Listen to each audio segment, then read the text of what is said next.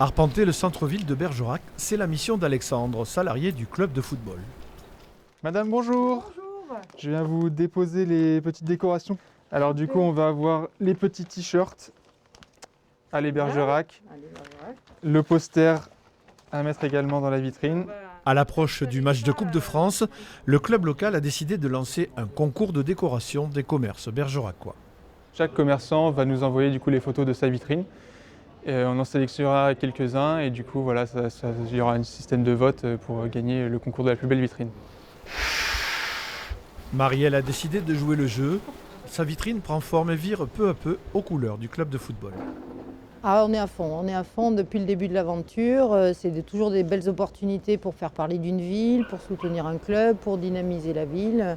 Il nous paraissait indispensable de nous aussi montrer notre soutien à l'équipe. Au total, ils sont une quarantaine à participer au concours de vitrine. Objectif, montrer son soutien au club qui s'apprête à affronter Saint-Étienne dimanche en Coupe de France. Le cœur de ville de Bergerac se pare de rouge et bleu.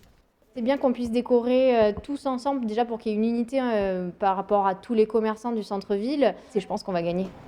Événement sportif national, la Coupe de France a une vertu, elle réveille Bergerac en plein hiver.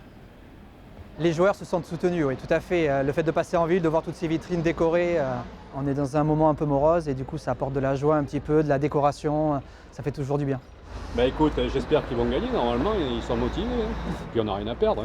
Le vote pour élire la plus belle vitrine sera ouvert à tous sur Internet. À Bergerac, pour l'heure, tout est calme. La température devrait grimper dans les prochains jours.